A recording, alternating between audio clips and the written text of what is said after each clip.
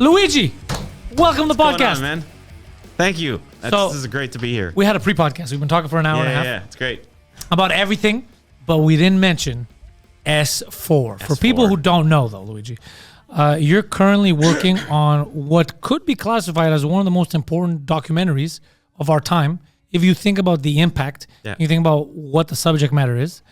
I want to go a bit through also your time in MUFON. Yeah, sure. How did you get involved? Explain what is it? Pretend that this is a podcast that people have never heard of anything outside of the city, anything outside of the planet. Right. Well, to start off, if we talk about S4 is a documentary story on Bob Lazar. Bob Lazar is the guy who basically disclosed Area 51 back in 1989. So the reason why everybody knows about Area 51 is because of Bob Lazar. His story was the precursor to all the stuff that eventually came out on the secret base, which is real. It's U.S. Air Force, CIA. But at the time, for years, it wasn't admitted. They were saying it's all bullshit. In fact, it wasn't admitted for decades after Lazar came out, even though they knew there was a base there. I mean, the George Knapp had covered it. It was only in 2013 that Barack Obama officially acknowledged the existence of Area 51. It had never been acknowledged by the U.S. government until Obama acknowledged it. So that's also important. But Lazar was the one who blew the whistle, said there's a secret military base. They're testing secret aircraft. And not only were they testing secret aircraft, they were also reverse engineering what at the time was very controversial, still is today, reverse engineering extraterrestrial technology or alien technology. The one thing, when I spoke to Bob, I asked him so many questions. I cornered him so he couldn't move. That was my strategy. Good. I had him in the corner. I saw he was looking to get away, but he's like, this guy's huge. I'm just going to answer his questions. Maybe he'll leave me alone. What I like about him is that he even said, he goes, look, I've never seen aliens. It's not technology we're familiar with. That's right. And the fact of where they found it, he knew at least where they uncovered it, yep. Which is still, I keep telling people, it's the craziest part of this whole story. Archaeologically, because this wasn't a dig, this was in the water. In the water. In the ocean. Yeah. And what is it, time that he thinks 5 or 10,000 years? Well, he had heard that it was potentially 10,000 years old. This is crazy. So you're not just... exactly the point is not only is this thing really crazy to think, that it's controversial to think the government is in possession of technology craft. 10 of them at least. 9 at the time that when he was there. Recently, we heard 10 from Hal Puthoff on Rogan, but in 1989, Bob was the first guy in the world who ever came out saying the United States government is in possession of at least 9 craft from another species, another civilization, not from Earth, an intelligent one, obviously, because they built spacecraft, and the fact that they were reverse engineering this technology in a secret base. Nobody had ever heard of reverse engineering back then. And he also said the craft were intact. I told him, because I made fun of the crash scenario. I go, what are we all the lady drivers coming down here. Yeah. And then he goes, there was no damage. There was no damage. It was pristine. That's right. Which that point was the big contention point back then, because obviously I'll get into my MUFON stuff, but if you consider the history of flying saucers, of the people seeing UFOs. I still use flying saucers and UFOs. I don't actually like using the word UAP, even though it's the new nomenclature. I don't like because it reminds me of WAP, the song. I don't like it because the UAP stands for unidentified aerial phenomenon. That could just be lightning. Okay, so I don't like that term. I prefer unidentified flying object or a flying saucer, which is what he saw, what he worked on, which is a disc-shaped craft, right?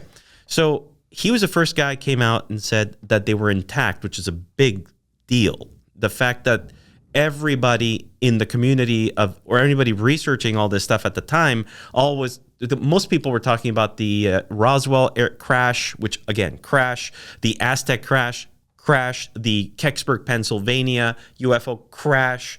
Everything was always related to a crash. So everybody thought these things were broken with dead bodies and all that. And here comes this guy saying, I was working in a facility where they had at least one of them was perfectly intact, and he saw two of them that he actually physically saw with his own eyes that looked intact. So he says, I didn't see any crashed craft there. So that was really controversial and very, I don't think a lot of people bought it. Even the people that were researching UFOs at the time, you had a lot of people that were like, what the hell is he talking? This guy's lying. There's no way the government has intact craft. But what, they just gave them to us? Like, how's this happening? So his story was very, very poorly received. Although it became a huge sensation, it was terrible to mention Bob Lazar's name. And I can speak from experience, because his story came out in 1989. I became the youngest member of an organization called MUFON, the Mutual UFO Network, back in late 1987. And I was the youngest. When I received my card, we would get a member card. You know, you're officially. I remember I was so excited that I found an organization that studied UFOs. I was really into it because my grandfather, by the way, just so that I say this real quick, was Abraham Lincoln. The reason why I got into this was because my mom's father, my grandfather, they were renting an apartment right here on Chabanel and Tallhurst in 1965. And right now there's a bank, I think, at that corner, but there was a little apartment building. They were on the second floor. He was on the balcony with a friend of his. And this building that we're in right now didn't exist. This was all a field. And my grandfather and his friend saw a flying saucer fly right over here in December 1965. And everybody in the family was saying that he's crazy. What are you talking about? And he was dead set on this. He said, no, I saw a flying saucer. It was a silver disc, blah, blah, blah. That got me so hooked on that I was like, I know he doesn't lie. Like, my grandfather was not a type, he's super Catholic, super old school Italian, really old school Italian. Like, those are not the guys that you would hear ever talking about flying saucers. And he was 100%. My mom was in the apartment when he ran in with his friend going, wait, there was something in the sky, you know? So I got started in all that. I didn't know where to get information. Eventually found MUFON. I became a member. When I became a member, they called me to let me know that I was the youngest member in the world at the time of MUFON, I was like, oh, this is cool, you know, but I was so young that didn't even, like, for me, I thought it was like, oh, I'm a loser because I'm so young. You know, I didn't think of it as like, oh, that's cool, I'm the youngest. In my head, I'm like, oh shit, everybody knows more than me. I got to catch up real fast. So I started, they used to send me this MUFON journal every month. So I would read into that. And then I started finding, through the MUFON journal, you find out if there's other UFO magazines, and you would get subscriptions at the time because it's fucking 80s. So were they sci-fi mostly, or was it just what have we seen, what have we found? This is, the MUFON journal was 100% what we see, what we found. Okay. It was all factual. The magazines was a mix. Yeah. It was like movies and real stuff mixed together. It was a little bit of everything. But it's for fun, for people who enjoy it. Yeah. And it was very difficult to, at the time, get good data. We didn't have the internet. You didn't have any of that. So you had to figure shit out yourself. And I thought that if I buy enough astronomy books, like I was looking to really get good at this. So what, instead of going and look for UFO stuff only, I would also buy astronomy books, thinking that if I eventually become really good in astronomy, I'll understand this UFO shit, you know. Which actually makes sense. You know, so I became extremely, thank you. I became extremely well versed in astronomy. I even went to Dawson College. I took an astronomy course, and I was yawning in there because I knew more about it when I went to college than the actual teacher teaching, because I had read all these books. For 10 years. Yeah, exactly. But I never did anything related to astronomy. I just knew how big the cosmos was and how things worked and how time dilation. Like, I had figured out, you know, you can't, if you go at the speed of light, really distant, a lot of time passes on Earth, not a lot of time passes in a spacecraft. So I was always thinking, are these aliens time travelers? I used to think about all this stuff. That's a new theory, by the way, now. Yeah, exactly. And I used to think about that and being like, you know, what's it all about? And why are they coming into these flying saucers? How fast can they go? A lot of things going through my head. So when the Lazar story came out, it was a big deal. I had already been versed on the Roswell. I had bought a book. My mom, I don't know if you remember, but Plattsburgh, who's not too far from here, was a thing many years ago. Yeah, people would go down, buy Remember? stuff. We Yeah. would go there, buy stuff.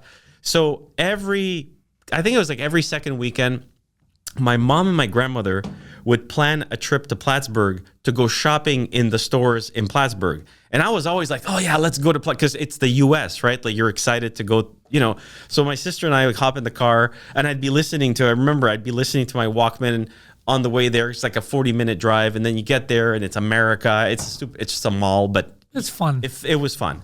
And there was a bookstore in there that carried a lot of UFO books that we didn't have in Quebec. So I would always I used to have like a little job. I used to put money aside so I could buy UFO books in Plattsburgh and then read them. And I would do this I still have the books. And I learned a lot and I realized, oh shit, there's UFO crash in Roswell and Aztec. There was a Kecksburg and so many stories about, and then I read about how it all came about with the military. They brought stuff at Wright-Patterson Air Force Base. That got me so interested. And then the Bob Lazar thing came out. And Bob said something that caught my attention where, it was like, they're intact. Same like me. It caught my attention. And I was like, how is that even possible? Because, why would they be, the whole thing was, why would they be intact? And that was breaking my brain. But I remember hearing him on a radio thing first, and I saw him on TV. I think it was Unsolved Mysteries. Coast to Coast, maybe? I can't remember. I don't remember. All I know is that I heard him on the radio, then I saw him on TV, and I was like, I think this guy's saying the truth. And then MUFON had, I remember it. I don't know if I bought it or they sent me in an envelope. I might have requested it. It was I still have it today. I could show it to you if ever you come to my office. Was a directory of all the important people that were studying this at the time, and I have, which is no longer available because it's like invasion of privacy, but I had all their addresses, phone numbers of all the people, and they had this. They were giving this away. So I still have the original, and I remember there was George Knapp in there and all that stuff. We're going to dox him. And I was like, holy shit, they were giving this info out. And I Stanton Friedman, which I eventually then got to know very well. And the whole thing about the story with Lazar was really interesting because it tied into the government in a different way. It wasn't, we were soldiers who saw debris being transferred from Roswell Air Base to Wright-Patterson. No, this is like a facility where they're working on these craft and they're intact and blah, blah, blah.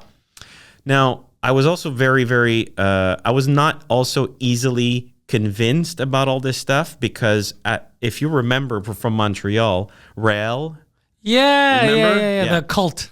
The cult. They made you look at your butthole with a mirror. You know what I mean? So there was a lot of things that were floating around in the field. And that's still today, you have to be careful because there's a bunch of shit. But there was the Raelian movement that was from here. And I remember going like, that to me sounds like cringe shit. Like that's insane. Then you had like the Billy Meyer story from Switzerland that had some of it looked really, I believe some of it is real. Some of it is completely insane. And then you had the story of George Adamski. And then there was the Travis Walton story. And I was like, this whole thing with the government is really interesting. And I was more inclined about looking into cases that had the government involved because I figured if you look at Travis Walton, there was no government involved. If you look at Rael, there's no government involved. That's just a cult. That's my point. It was like, it's all, I can't trace anything, but government you could trace. What about Paul Hellyer?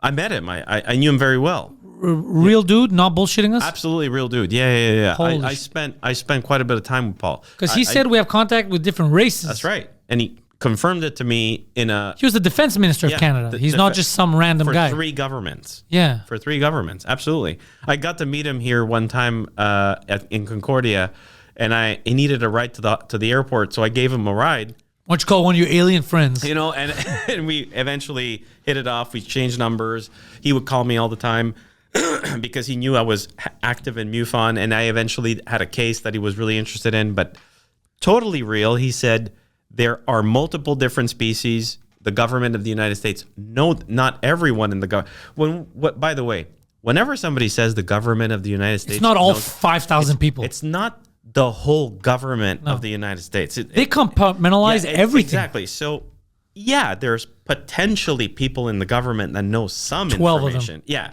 but there's not the government knows this and they're all keeping a secret. Most of the time, the presidents don't know. Exactly. So it's not like this is a common thing that they're talking about, right? But it's real. And anyway, so Lazar's story comes out. But he said earlier that the different races, that even Canada is aware of it. Well, Canada has been aware of it from since the 50s. Okay, so the Canadian government, I don't know who, but definitely is aware of this presence. They've known this for a long time. There's a very famous document. It's called it's the Transport Canada document from 1952, I believe. Wilbert Smith. Okay, so the Wilbert Smith document of UFO document Canada. This guy was at the Ministry of Transportation, was invited to go to the United States, and in the document it clearly states that he was introduced to a group. It's the highest, it's the most well-kept secret, something like that, in the United States government. It's the biggest secret, in the United States government, ranked above the H-bomb.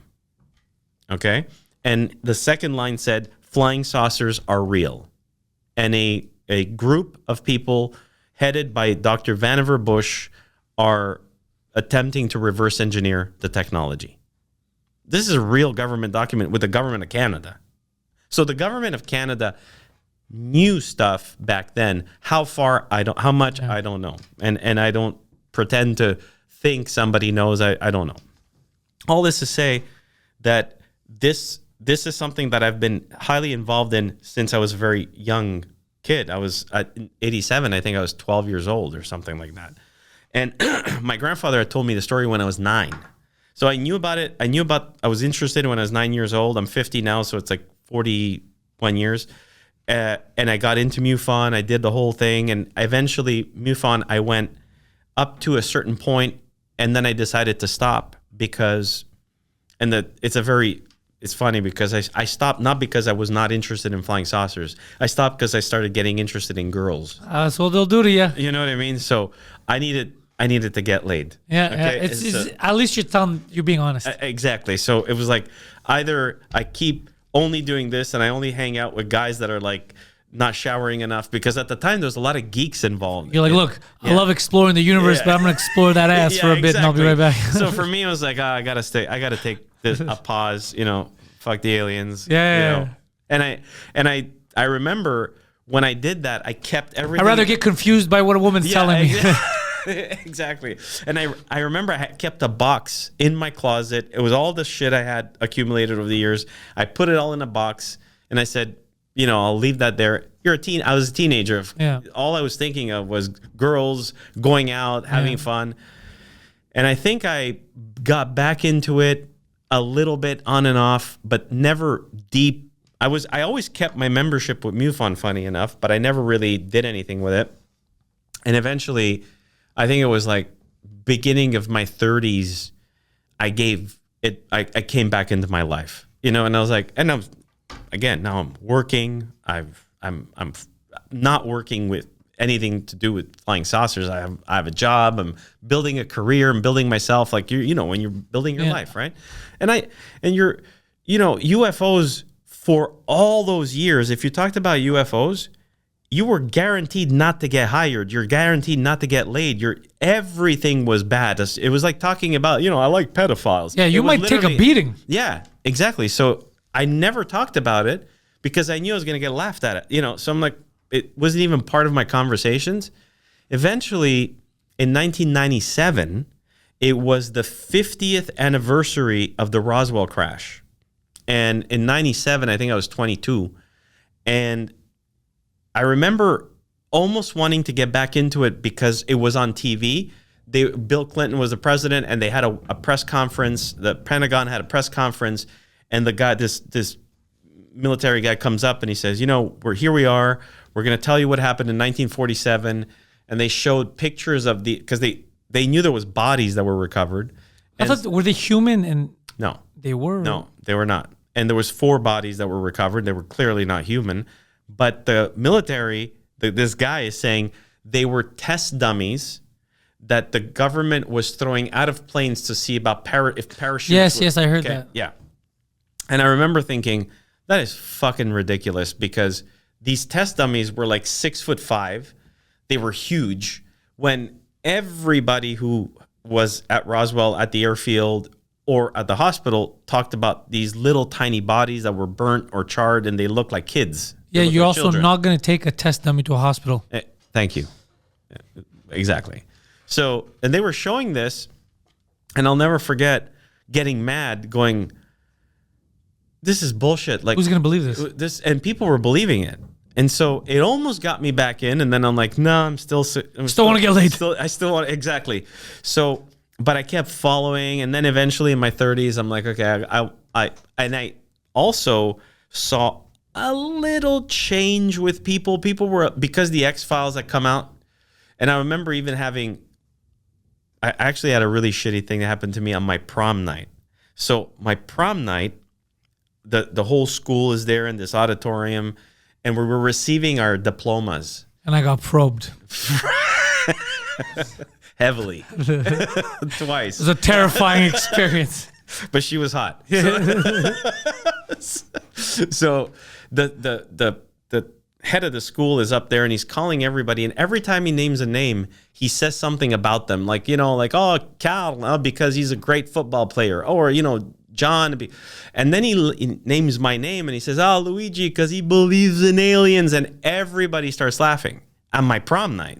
Oh. So that really fucked. Well, that was like, what the fuck, So I was like the joke of the evening. So they gave him take this thing, and I was pissed off because I'm like, that sucks. That.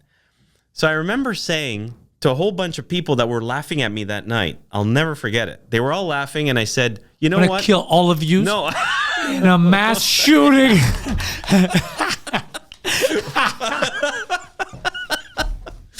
Get the right ones. But so I said, one day, all of you are going to be apologizing to me. I said, but not for the right reason. I said, imagine, I called this out back when I graduated. It was like 1989, 1990, or 91. I said, one day there's going to be a TV show that is going to tell you that the government is hiding UFOs and flying saucers and all this stuff. And you're going to believe it. And you're going to believe it. And it's a TV show. It won't even be real. And you're going to apologize to me. Many years later, I met with a whole bunch. It was like a school reunion, I guess, high school reunion. And a whole bunch of them, hey man, we saw that you're into this UFO stuff. That's so real. That's so real. And I said, remember when I said, you've been watching the X-Files. Yeah, man, because that shit's like, and I'm like, exactly. A TV show made you believe in this, but not actual data. Evidence, right? Or logic. The thing with the dummies, we had them in the hospital. Like, what are you talking about? You see? So it was interesting to have that happen, because it was like, I called it out. I knew that was going to happen, which is a lot of people. But the good thing was the X-Files actually did do a good job at making people be a little bit more open to it. So I started getting back in. And that's how I kind of got back to the point where it took me a few years. And then I eventually became the national director here in Canada for MUFON. So I was in charge of all investigations. Initially I was working with a very good friend of mine. His name is Marc Saint-Germain, who was the national director. He was at my party as well, by the way. Marc is probably one of the most well-versed guys in a lot of this stuff. He's written many books. I have an enormous amount of respect for him, because he's one of those he doesn't just take information and goes, okay, that's cool. He really goes and does deep dives into stuff. So I always admired him. I always considered him to be my go-to guy if I needed information on stuff. I was more involved in the abduction stuff. He was more involved in the government papers, programs, and all that. So we would share a lot of information. Eventually, I became the director. And being director of MUFON is boring. It's not fun. It's actually boring because what you're doing now is, first of all, it's a you don't get paid for being at MUFON. It's all volunteer work. So there's a lot of people who become field investigators. Some of them are excellent, some of them are not, and you have to manage that. And then a lot of people are easily sold into this shit. You know, it's like, oh, I saw a light in the sky. Oh, you saw a UFO. No, you saw Venus. You know, I saw legit UFO. I believe it. No, I saw legit UFO that I bring up sometimes. I'll tell you right now. Maybe you know what it is. It was around the year 2000. I remember this because I had a video camcorder. Yeah. I had one. Remember the scratch tickets? They still exist. Yeah, I wasn't allowed to play, but I still played. It was that day. You know, when you could buy cigarettes. And you won? I had so I had a camcorder. It was at my house. I used to make home movies. This is why I remember it. So on Wilderton and Cuts and Catherine, there's a good community center. I would go play there. There's a sports center. I'm walking up the hill, and there's something that stopped in the air to the point where the 129 stopped on both sides. People came out of the buses to look at it. So everyone was looking at it. It wasn't in my head. I was so mesmerized that I was like, oh, I got to go home and get my camcorder. This is something that should be documented. But by the time I went home and came back, it was gone and everyone started. But the fact that everyone had come out and they were all looking at it. What did it look like? I can't remember because my memory and how far it was, if it was a saucer or if it was long. Yeah. I think it was long. In my head, I still remember it being long, but it had stopped. It was just in the air. It just stopped in the air. Isn't that something? Everyone got out and was looking at it. Both buses stopped. Traffic stopped because people wanted to take a look at it. Wow. So I know that it wasn't just in my head, but there was no way of explaining this to people because the time I was like, oh, you saw it, and then you just continue on with your life. But I never forgot it because it was such an event that everyone got out, and then it left. I didn't have my camcorder. If I had a cell phone at the time. I have a person I know in Montreal. He's an older man. He was on the Carry near the Orange Julep. Yeah. And it was midnight. He was working late on Paris there, that street. He closes his office and I was about to get into the car, and right on top of the Carry, he says it was he says it looked like a cigar thing. That's what it kind of looked like. With windows, and it was just like a submarine. Yeah. Yeah. Like just hovering in the air. And he's like, how the fuck is nobody seeing this? Like, no one looks up. Nobody was looking up. And he was like, what the fuck? And he says it just in a snap left. And dude, crazy shit. Yeah. I even saw the stuff, and I had recorded. I have it on my own cell phone. I had to call my buddy to check from his house a few blocks away if I'm crazy. And then he's like, what the fuck? He started taping on his. My buddy Viron knows what I'm talking about. It was one night when I was in Park X. It was it was green. It was the three lights. It was like the triangle. And I was like, there's no way I'm looking at a UFO now. Is it like fireworks? I'm like, do you see it from here? He's like, yeah, I see it from there and it's moving. And there's another one. And there was three of them together. And we're like, what the fuck are we seeing? How is this not making the news? Yeah. That's the thing. How is it not making the news? But the thing is also, one of the things that happened a lot at MUFON was you would have a lot of people contact us. They did see stuff. They even have pictures. A lot of people have pictures, but they're not great, but they have something. And then you'd be like, hey, you know, would you go public? No. Immediately, it was always no. You can have my pic. They would always say, like, I'll send you the picture. You'll have everything, but I don't want my wife to know. I don't want anybody to know because I don't want anybody to know that I'm talking about this. But you took a photo of it. It was still very, very dangerous for a lot of people to talk about this. Even today, that happens. Even today, when we meet with people and they've seen something, would you want to go public? I can tell, I can even interview. They're like, I'm not too sure not because they were lying, because they're afraid that their entire their friend circle, their family is going to alienate them, ironically, because they saw something. This also, one of the biggest cases that I certainly didn't investigate, but was kind of involved in with one of the witnesses was the Ariel School, the Zimbabwe case in Africa with the kids. Randall Nickerson. So, Randall, who's now a very good friend of mine, who I highly recommend everybody goes and checks out his movie Ariel Phenomenon, Ariel Phenomenon. It was a school called Ariel School in Africa. And all these kids saw something which I guarantee was real.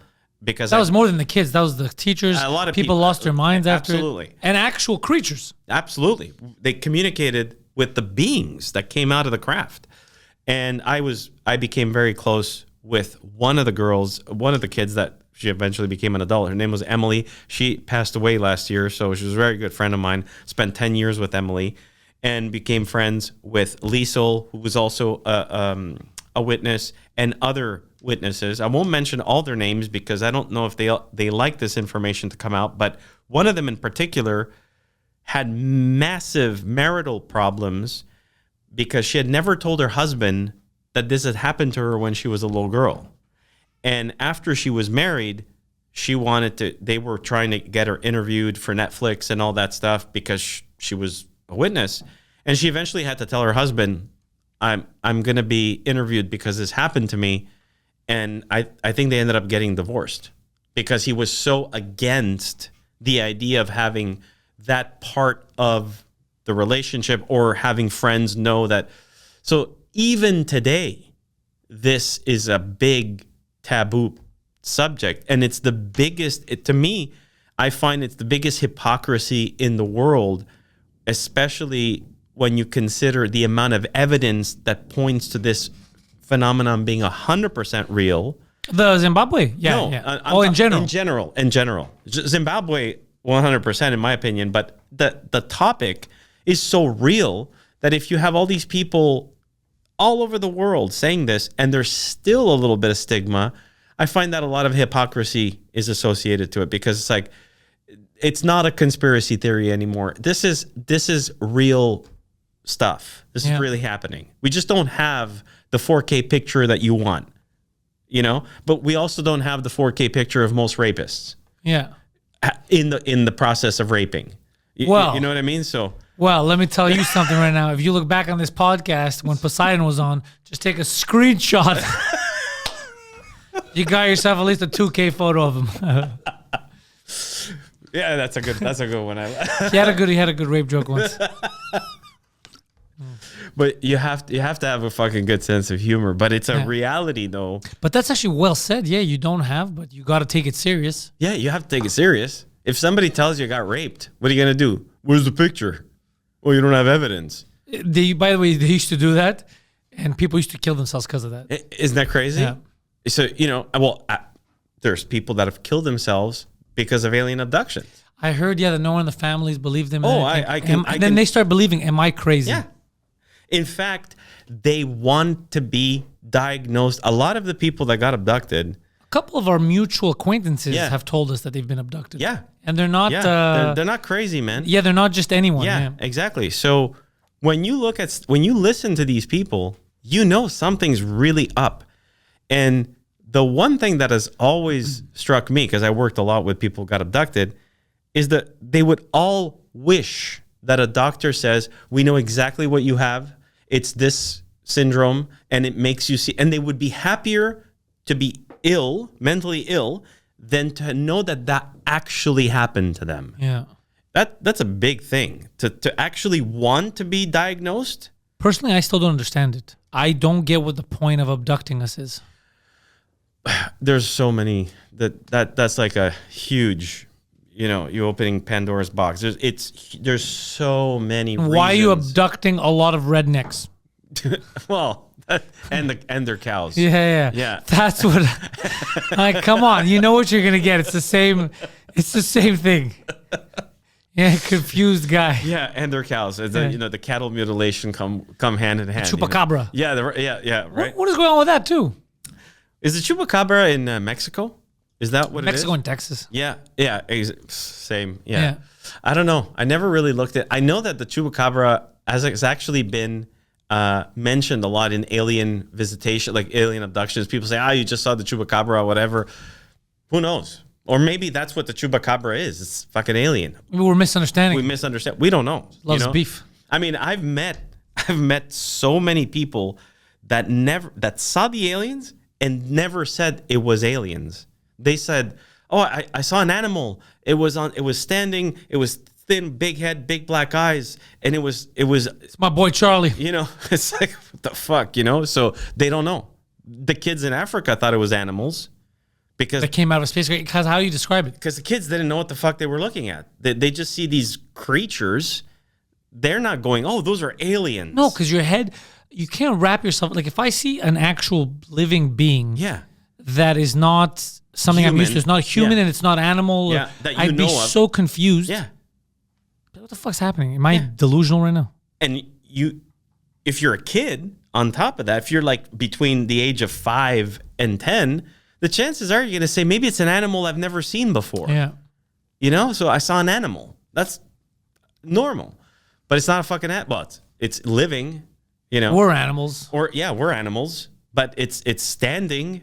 It's communicating telepathically, which is scary, right? Then you know what I have the trouble with? The thing that always used to pull me out of it was like I get so involved and then I'm like, there's evidence, there's the government talking about it, and then like, but then why? Why all the secrecy? Why haven't we seen more? Why don't we have the rebellious aliens that are just blowing shit up? I've always said there has to be a lot of aliens that don't want this to be secret. I'm sure there's a bunch of aliens going like, This is stupid. This is stupid. But it's the equivalent. What's the point though? I don't get it. But it's and why even come here? We're not that interesting. But let's put it this way. There's a lot of Canadians who say, what's the fucking point of paying, GST? That's me. Yeah, right? Exactly, like me. But we're still not at the government making the decision. So even though we want to not No, pay, I know why they want, because they don't produce anything. They need our money. Exactly. Even though this was supposed to stop Amen. after World War I. I thought That's World right. War I is over. That's I right. thought we had World War II. It's a fucking war tax. And I think, Absolutely. yeah, it's crazy. It's crazy. Yeah. So, we don't have the power to make them do it. We don't want to pay it, but we don't have the power to do Things it. are going to change soon. I don't know if you saw this. Hopefully, India and Pakistan are going to war. Yeah, right? When there's no more Google Play Store cards left. When there's no more Apple iTunes gift cards left in North America. Dude. Holy shit. Man. That's how they're funding those wars. Fuck. That's crazy. Redeem those cards, baby boys. I can't tell you. I kept the guy on the phone for 40 minutes one time. I swear, I kept him on the phone for 40 minutes. At a certain point, he was like, you have to go to Walmart or a store. You have to go get those cards. Yeah, I have to, yeah. And I said, okay, I'm getting in my car right now. Made it look. And he's like, honk the horn. He says, honk the horn. I said, what? And I pretended I didn't understand what he meant so I could run outside. I got in my car and I honked the horn. He's like, nice, I got this one. Okay, so one. you're in the car. Yeah, I'm in the car. Kept him on the phone 40 minutes. Then I told him to go fuck himself. I'm supporting your war effort. Redeem it for missiles. You're going to redeem it for Turkish drones. So stupid. It's so crazy. It's crazy, right? Yeah. All of it's dumb. It is. It really is. A lot of the shit we do is dumb. You know what I remember? The Paul Hellyer speech that was videotaped when he was talking about, we have in 2000, probably around 7. And I was with my hockey team. He was like on a... on a panel. On a panel, yeah. So I was with my hockey team. And we had just won a game. And it was around midnight. We went to eat at a Chinese restaurant on DeCarry next to Dunn's. Yeah. We're sitting down there. And I don't know how I brought the subject up. I go, this stuff's like, there's like real government people talk. Like, I don't know what to say. Like, I always thought it was real, but there's government people talking about this. And like who? And then I brought up that video, and I was showing people that video. And I remember one of my friends was like, fuck, it seems real. Maybe he's lying. Maybe he's making money off it. And they were trying to rationalize it. But everyone at the table thought how weird it was that the defense minister of Canada, the defense minister is like, look, there's a bunch of aliens. There's races that we know about. And it's hard to compute. That's right. It's too intense. Because you're like, your whole life you're being told this is nuts. Yeah. And then a guy that you've entrusted your defense with is like, no, it's fucking totally real. Dude, it absolutely. I mean, it's to the point where it's like if Jesus came down and be like, Mary's a trans. You'd be like, I mean, it's literally that shocking like, what? when you're seeing. How does that make sense? It doesn't make sense because then you're looking at this and you're going like, that's a very respected politician saying something that makes it sounds absolutely crazy. So you go, is he crazy? Is he insane? If you watch that whole thing, he says incredible stuff. But then there's other people. Stanton Friedman was there talking, and then you're like, wow, So I did the same thing. I would show people, check this out. They'd be like, and they would always be looking for what's the gag. Yeah, they said maybe he's old, maybe he has dementia, maybe like all kinds of stuff. Maybe he's just making this up. Maybe he wants to stay relevant. I did. Obviously, I questioned that stuff. I mean, me too. I question it. The first thing everything I question. I question everything. By the way, I'm not I buy it right. I met Bob Lazar and I was like, is he a CIA plant? Is he here? Of course. Is all this done so that they could kill me? Of course. It's like when I first met Bob, I'm like, I gotta do my own, even though I believed the story, I'm like, I get a chance to meet him. And then you're like, he's fully legit. But no matter who I meet, when I met Paul Hellyer, he was in the car, we were talking. We weren't even talking about aliens. We were talking about his family, his stuff, and super well versed in a lot of stuff, like super well spoken. I'm like, this dude's fucking brilliant. Like, it's cool. It was interesting. He was talking to me about it's like, I jerked an alien off once, and you're like, God damn it. God damn it, I've fallen for it. The man has dementia. I think Canada is one of the biggest ginger, the ginger root? Yeah? I think Canada is one of the biggest exporters of ginger root. I didn't know that. Yeah, his family owns that. Yeah. So we were talking about that. This guy's just promoting big ginger in your car. You know what I mean? So he's like talking about ginger root, and I'm like, what the fuck? Anyway, we had a really good conversation. Then we exchanged numbers. We would call each other. He was a very nice guy, very nice person. Did he pass away? Yeah, he passed away. Passed away 3 years ago, I think. And when I was with Emily, my friend who was a witness at Zimbabwe, who also passed away last year. She was only 38. In Toronto, he wanted to meet her, so we had lunch, him, her, and I. And it How was... did that go? Dude, I have a picture from it. It was so interesting because you have Paul Hellyer sitting next to Emily Trim, who used to be simply a student in an elementary school who communicated with aliens, which sounds crazy when I say it, but it actually happened. And here he is. You could see his interest in like a former defense minister of Canada. Asking her questions, and they were both communicating so well because he was so respectful of her emotions, of talking about it, and he was like telling her, This is absolutely real. You didn't imagine this. I can confirm to you that these creatures do exist. So even for her to get a confirmation from a person of that stat was interesting to see. Well, for the Zimbabwe thing, what could it have been? Mass hallucination where kids and adults all hallucinated the exact same thing at the exact same time? That's what, I remember going through everything that happened.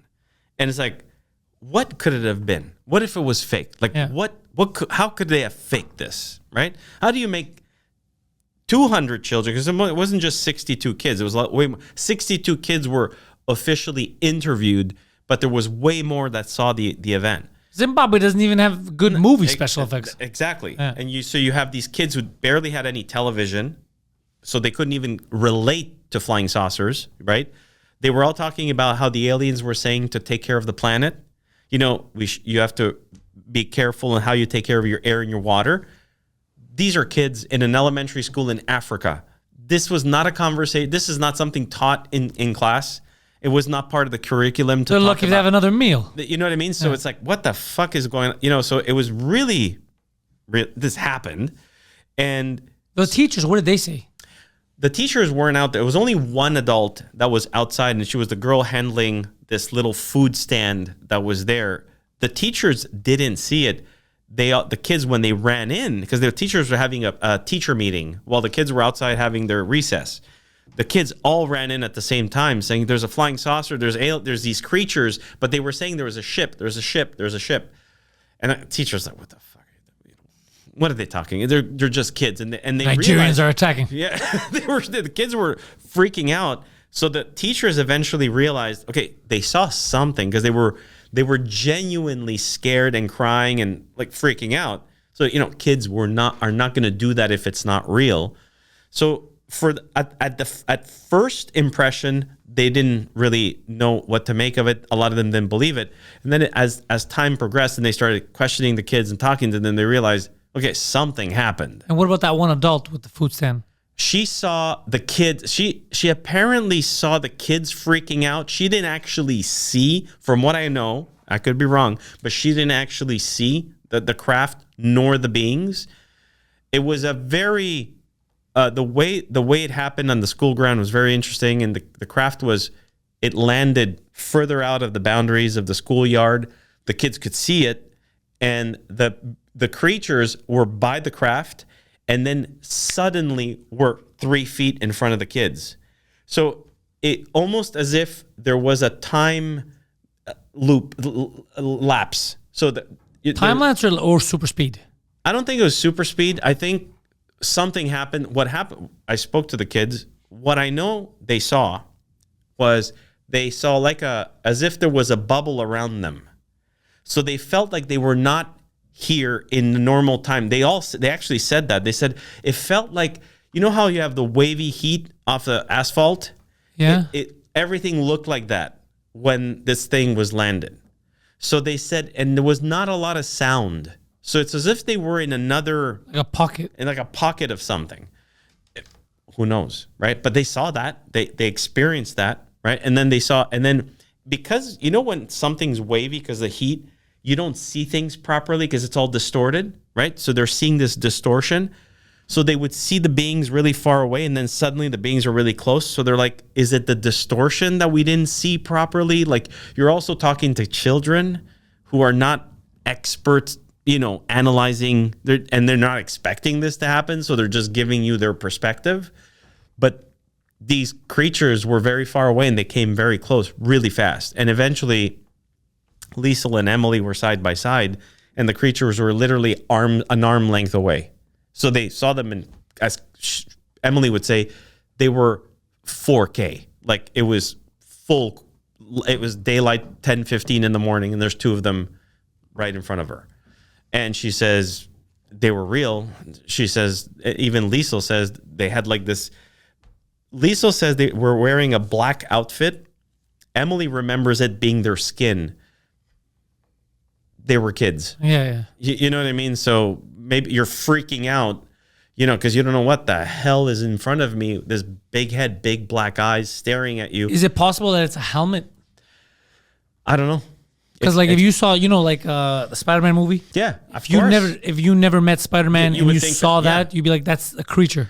I 100% will always be open to every possibility because I have yet to meet one person who has literally fucked around with a real alien, touching them. I never. So a lot of people who've seen them have been, abducted by them or have experienced it. I've never met. Bob Lazar worked on equipment. He never saw an alien. But he never saw an alien. So I've never met anybody who was like, yeah, I was the guy doing the autopsy on this thing. And so I don't know. Everything's possible. Because he told me about a theory that it's not, he doesn't know, but one of the theories is that this is us from the future. Yeah. Coming back to warn us. Yeah, it's possible. But is time travel even I told Bob Lazar said it is possible, but I don't see how it's possible. That's something that I love. It's my favorite sci-fi. Me too. Is time travel. Yeah, me too. Yeah. But I can't see how it's possible. I mean, I think it's also the reason why Bob really was agreeing, in our film, there's going to be a scene where Bob is in the DeLorean from Back to the Future. You saw that. Yeah. Because I'm a big, time traveler fan. And I always think, the one thing I found to be like really interesting is that if it's true, this technology that they have, or the one that he worked on, is a manipulation of gravity. It's a simple, this machine was able to generate its own gravity field, gravity environment.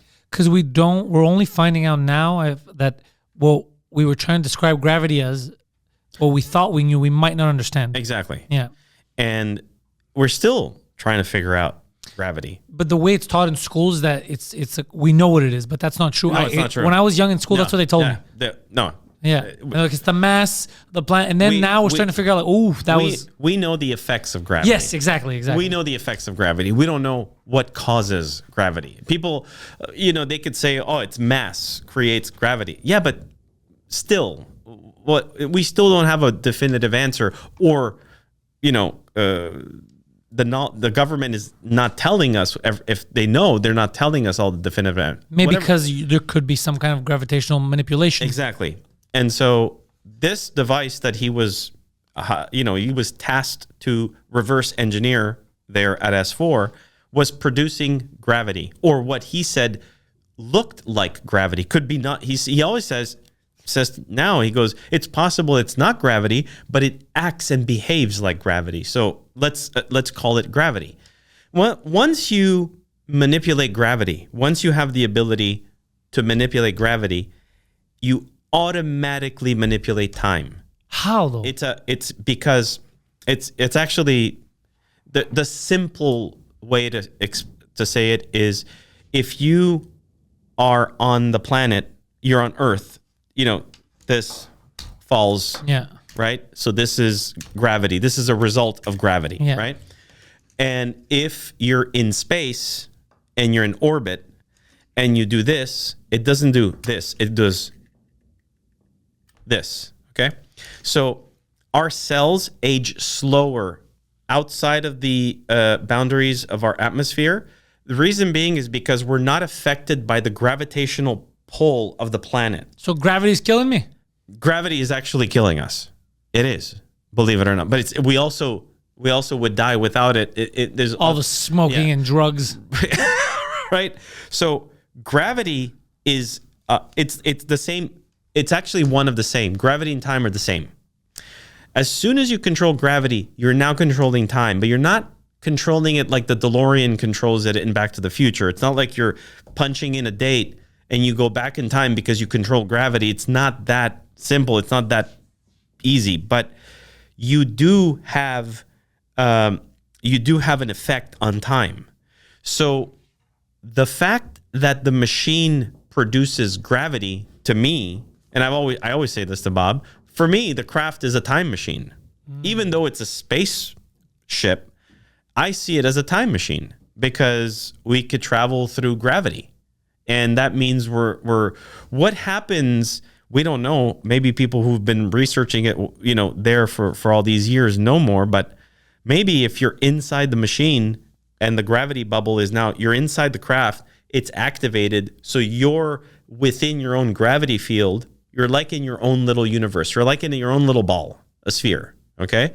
Anything happening in the world would not affect you. If there was a nuclear explosion, you wouldn't feel it. How come though? Because you're essentially... But you're getting pulled out of this time. You're no longer in this time. You're visible, but you're not actually here. Even when you shoot a bullet, Bob explains it, you'll see it in our film. Let's say you have the craft here. The craft is, let's say, the flying saucer, and it's producing its gravitational field, so it's enveloped. If you shot a missile at this thing, the missile would actually, in a straight line, do this. In a straight line. In a straight line. And this is the effect of light. So if ever you look at, this is where some of the shit I read when I was a kid in astronomy works. If you want to look at a star, let's say this is the star that you want to look at, and this is us on Earth. And actually, this is the star, this is the sun, and this is us. The sun is in the way of the star. We can't see that star because the sun is in the way. But because of its gravitational field, the light from this star is actually going around like this and hitting us. So astronomers are able to see stars that are actually not supposed to be seen, but they're seeing them because the gravitational field around the star, the sun, is allowing the light to go around. This is what you see when you see Interstellar, the black hole. Yes, you see the light like it's round because the light is bending around this super powerful gravitational field. A black hole is like gravity. So the fact that light travels around, nothing can bend light. If I asked you, turn on a flashlight or point a laser and bend it, there's nothing. Yeah, how am I going to bend it? Yeah. All right. When Bob was in the lab and there was a test that Barry, his lab partner that was at S4 that he was tasked to work with, did a test inside the lab where he wanted to show him how this gravity thing worked. This guy was able to turn on the equipment because they actually had parts of the craft taken out and brought into a propulsion lab inside S4. So they actually had pieces of the craft inside. The propulsion system was inside the lab. And he turned it on, and Bob said there was a black sphere, a black ball that appeared in the room, like a fully pitch black. Imagine a little ball, but it's like floating, and you and I would be like, what the hell is that? Because whatever this equipment did, Barry was able to focus in a point where no light would hit that exact point in the air. And it became fully black. It was like a sphere of black. And that was a place where light was not going there, because the gravity field was there, meaning all the light in the room was not lighting this sphere. And it was pure black. He took a laser pointer in the lab and to show Bob, and he pointed it at this sphere, and the laser did this. How the fuck? You understand? So how is that happening? How is that possible? There's something is causing light to bend, and the only thing we know that does that is gravity. Another thing that happened was he showed him that, and then he showed him and then he took a candle. He put a candle. I was hearing about this, and I'm so excited that you're mentioning this. He takes a candle, lights the candle.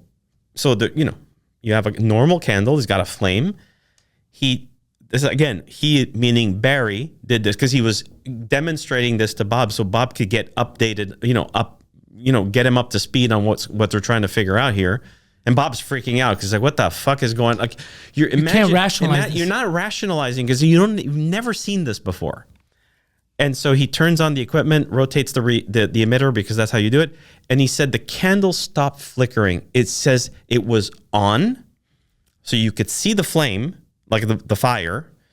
It's on, but it's how candles, it's completely. It's like you're looking at a picture of a candle. It was frozen in time. Frozen in time, but it's emitting light. It's emitting the photons of the flame. As if the flame was still on. So it's not reacting the way a flame that is on should react. It's just frozen.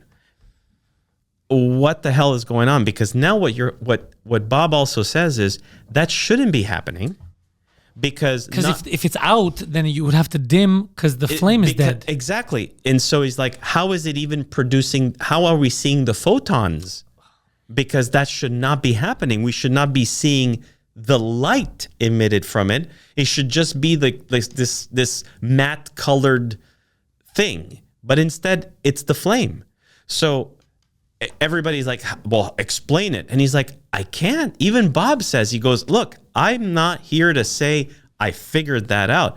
I was brought into the program. They showed me this inside the lab, and they were trying to tell us, can you reverse engineer and reproduce? Can you make another one of these using Earth materials?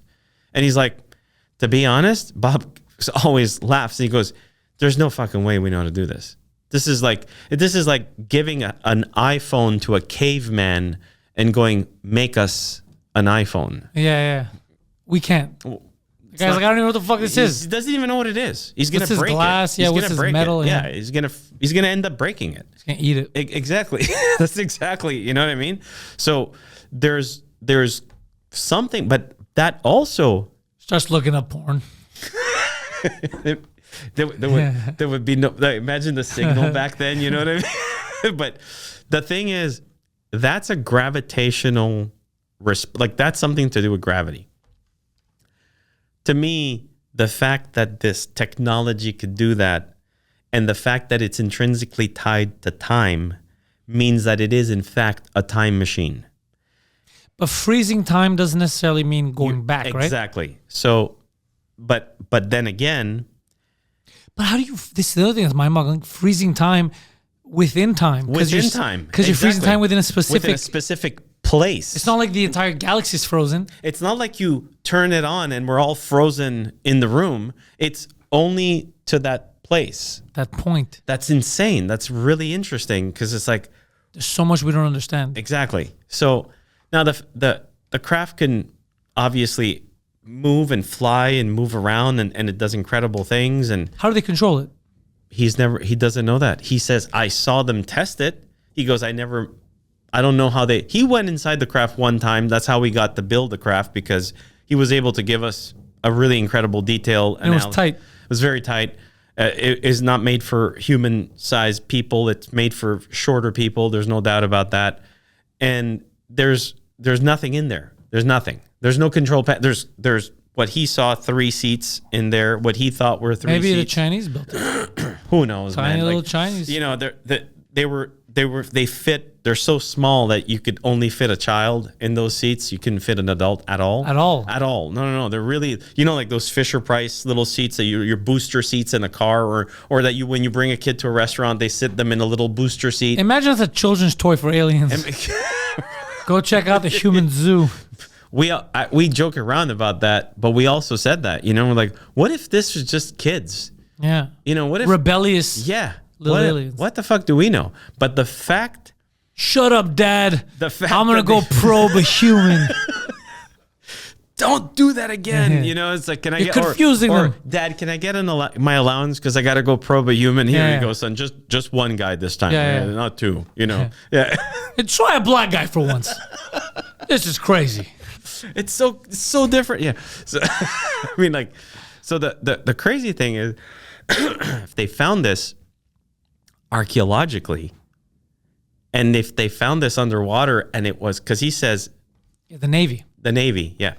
The Navy is in charge, by the way. U.S. Navy is in charge. So if they found this, what the fuck? Like, if that's 10,000 years old, if it is, in fact, 10,000 and think about this, and this is something that you could relate. Anybody who's seen Back to the Future, in Back to the Future 3, when he's in the Wild West, and him and Doc go in the cave and they find the DeLorean that the younger Doc had left there for him, all sealed in a cave.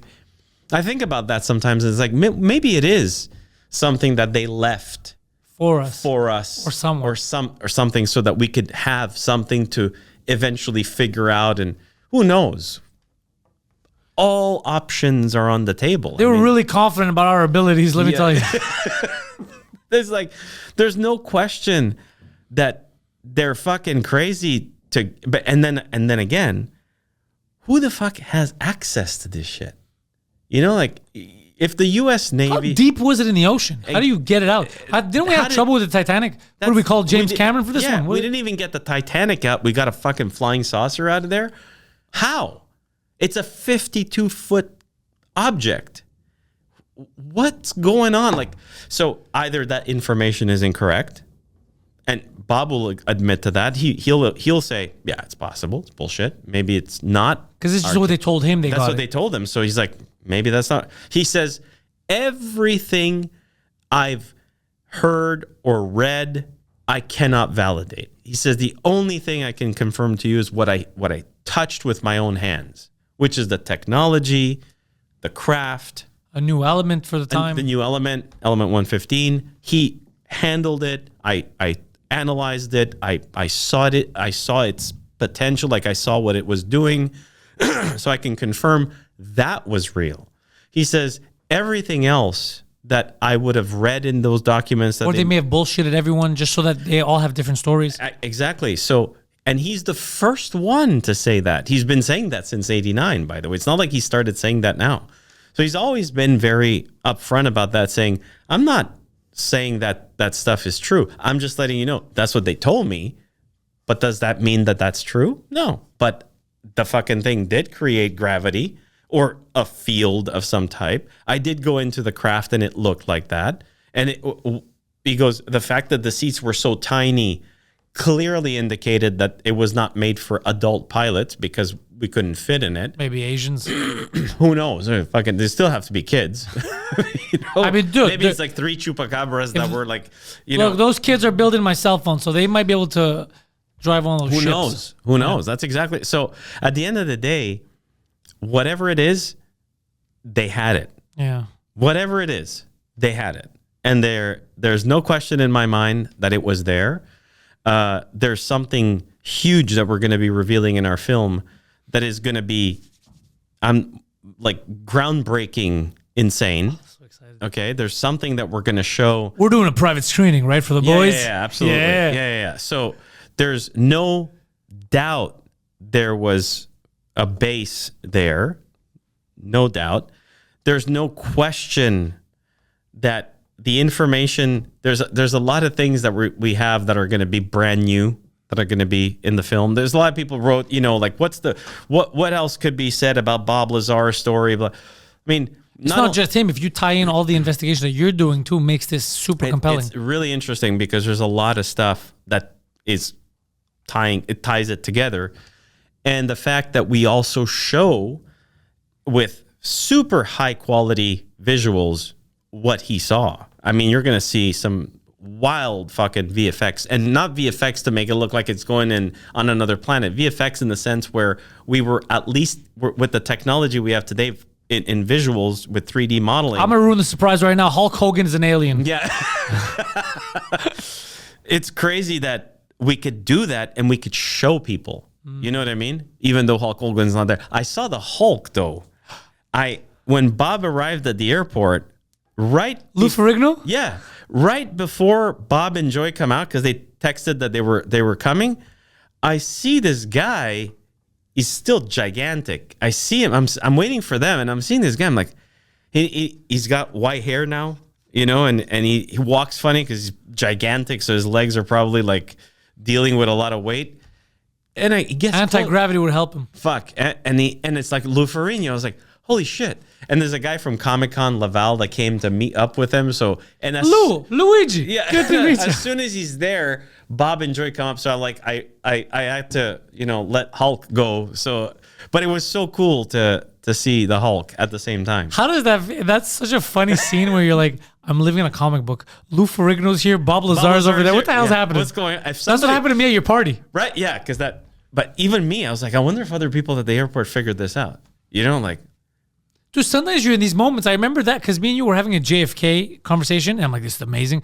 And then I go and I'm talking to Bob Lazar about UFOs. I turn around, George Shapir's talking about Tyrannosaurus Rexes. I'm like, where am I? It was so cool. This is amazing. I know, right? That was a kick-ass night. Didn't we have a good time? That was one of the most insane part. If you look at the guest list and the subject matter that we were talking about and everything, you can't. Yeah. It's one of those things that you could try a million times to recreate. And it just had to have happened at the right time. It was so cool to see everybody interacting that way, everybody openly talking about it.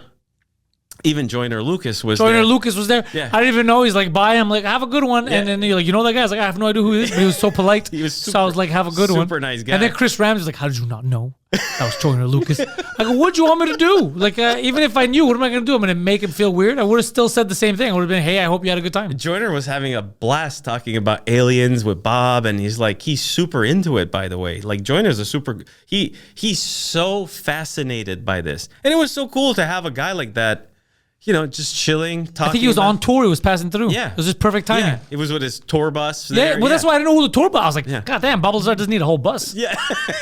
Everybody's like, who's got the bus? There's no way GSP, who lives here, is riding on a tour bus. That's insane. He's such an incognito guy. Exactly. Everybody was like, who's got the tour bus? It's like, it's Joyner over there. It's the rapper. And the rapper, and Joyner was like super chill, like super under the radar. They didn't want to say shit, And here's a guy who just did a fucking piece with Will Smith. I don't know if you saw that. I was being told. Yeah, he recorded a thing with Will Smith called Tantrum, and he was in the Bad Boys movie with Will Smith and what's the other guy? Martin Lawrence, That for me is big. Yeah. Absolutely, man. It was so cool. So and Joyner became, I mean, we text a lot, and he's a dude, this guy came from nothing too. You know what I mean? Like, this is just a normal dude who just made it happen. Having a good time. Yeah. And he's also one to share. Yeah. Like the last time he came to the studio, he FaceTimes Mark Wahlberg while he's talking to us. You know what I mean? It's like,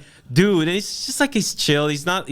I like Marky Mark. Yeah, I like Marky Mark too. Yeah, he's fucking cool. He seems like a good dude. Yeah, he's a good dude. He doesn't believe in flying saucers. No, he's very religious. Yeah. But he's a good dude. Yeah. Yeah, he's super cool. I still like him. Yeah, me too. And very talented. I've never met him, and I like him. Mark Wahlberg just seems like a good dude. Me too. Yeah. I like his vibe. Yeah. He's got a good vibe. I want him around. Yeah. It's like, yo, Marky Mark, what are we doing? Let's get into an adventure. Let's do something. Yeah. Agreed. So it was such a great vibe. Everybody was having a good time. And I think what it also was it was like nobody was over drunk. Nobody drank too much. Everybody was just having good conversation.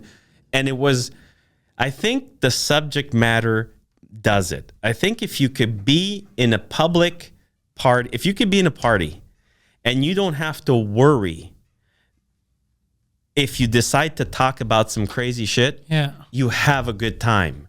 I think it's the second you're in a place where you never know what am I going to get judged if I say something? You're at a party where you know the conversation is about aliens and flying saucers and dinosaurs and pyramids, and you can speak without feeling. I feel like this is how pedophiles must feel at a Hillary Clinton party. Fuck, right? Totally agree Totally with that. think it's just they're open. She's like, high five. Yeah, it's all good. You know, it's like everybody just gets along. More champagne, you know? Government. Yeah. Then you get me started with that, man. I don't know if you remember, but like 2 years ago, Bill Clinton and Hillary Clinton and Bill Clinton were right not far from here. I remember hearing something. I was very upset. Yeah, I didn't allow this. They were near the where you pick apples. In this, what the fuck is it? You know, like south Sherbrooke. No, south of Montreal. There's like a hill. There's like a hill. There's like a mountain. There's a lot of. Anyways, they were very close to here. They were just fucking visiting. And somebody is in their store and they just see Hillary. Like, what would you do? You see Hillary Clinton and Bill Clinton walk in. I call the police. I like, make sure there's no Amber Alert. It's a missing child. Get rid of the kids, you know? It's like, I don't know. I guess Hillary and Bill Clinton, I would have to take a photo because it's one of those moments. Yeah. But I would say something. Yeah. I would say, like, Bill Clinton, go fuck yourself, bro. Yeah. Good job with Monica Lewinsky. Yeah, However, you also destroyed Serbia. Yeah. No shit. Yeah, absolutely. I would bring it up. I would. I'm that guy. I'm that guy too. Actually, I'm that guy too. Yeah, I would certainly say a few things. I saw Pierre Poilievre at the UFC over the weekend. That's why I lost my voice. I was screaming. Yeah. But he's right next to me, like, yo, are you going to take a photo of the guy? And loud, I'm like, I'm not going to take a photo with him because he fucked up. His whole team fucked up. I invited them on the show, French and English, 50 times. I'm talking to these people. They didn't want to do any podcast. And then Rogan comes out and says, we invited him too. He didn't want to fucking do it. Yeah. And I was like, it has nothing to do with distance. He didn't want to do mine either. Yeah. And the reason was, podcast, we're scared of podcasts. What is this, 1942? Who's running this campaign? Exactly. That's exactly. Very upset. I was super His upset. wife seems super nice, though. His wife was very happy, nice lady. I don't know. But I was very upset. Like, I want to like him, but I'm like, you can't be this dumb. If people are telling you... He dropped the ball. If people are telling you...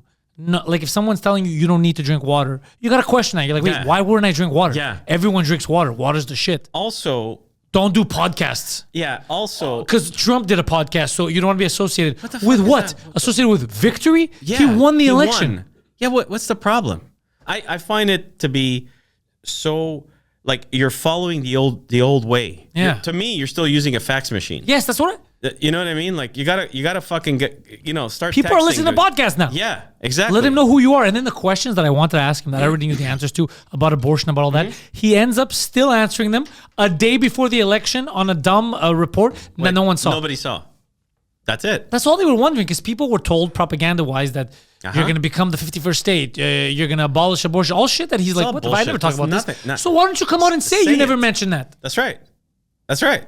To me, when I saw that, I was so disappointed because, first of all, if there's one person, if I ever did meet in person, man, would I say something, is Trudeau. I might soon. By the way, I saw him, he stepped right up to my car a few weeks ago in Park X. He was walking down the street. He's trying to show that he's a human being. And I thought, because Terry was just doing his podcast right here. They're very good friends. And even though Terry does not like what we do with the country, there was a few times that I reached out. From what I know, it's still too early. He doesn't want to do anything. Yeah. But I'm going to try again once the dust settles. Yeah. I will, even though I've publicly talked so much shit about him, I think he's the type of dude. Maybe it's good. I think he's the type of dude that be like, you know what? I'm willing to talk. Yeah. To explain to everyone. Yeah. What the fuck? What I did and why I did it. Yeah. He did one gangster move to me. I'll tell you about it after the podcast. I've mentioned on the podcast, but I don't want to derail this one. Sure. Which I've always been like, I got to be honest, that was a gangster move. Okay. I'll tell you about it right after. Okay, yeah. I mean, but we needed Canada to go into a better direction. Yeah. And honestly, he was listening to all these idiots and idiots, like people that don't care about. Yeah, I found that the election was unfortunate, but and I don't care what people say. If people are like, oh, you should have, if anybody who's pro liberal government right now, I hope I'm wrong. I hope I'm fucking wrong. I hope things will get better. Yeah. I want everybody to be happy. I want all of us to succeed. I want everybody to have more money in our pockets, have less to spend, less debt. That's what I want. I want everybody to succeed. Even the people that I don't get along with, please succeed. Everybody's got to succeed.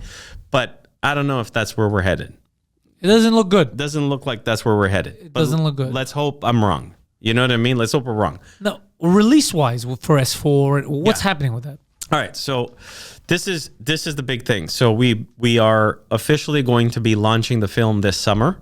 Okay, we released our poster about a month ago. We released our trailer for the first time. We had done a trailer about a year and a half ago. Our official trailer came out about a month and some ago, saying summer 2025. Our poster came out summer 2025. It's definitely this summer's 2025. We are finalizing, because our film is our documentary film is nothing's ever been done like this before. And I although it sounds a little bit cocky when I say nobody's ever done this before, when I'm like the first movie I've ever done, nobody's really ever done this before. The amount of effort and investment we've done in the VFX, in the visuals, has never been attempted before, ever, in a documentary format. So the amount of work that we put in to turn this into a unbelievable piece, high quality feature. High quality, really high quality. Okay, and it was decisions that I made that he said, either we do this right or we don't do it at all. This is a story of a man who worked on extraterrestrial technology.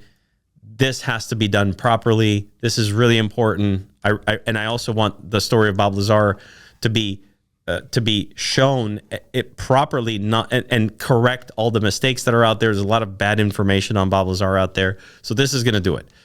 The film is going to come out this summer, most likely end of summer. Okay, from what we can see. There's a couple of things that are completely outside of our control, because once we give the film off to these people who then get it approved for the platforms, it's going to be available on Apple, on YouTube, on Amazon Prime, and I can't remember the other ones. And so you could buy it, rent it, whatever. And everybody's like, "Oh, it should be free." No, it's not going to be free. It wasn't free for us to make it. So we're not doing a deal with Netflix right out of the gate. Is that for sure?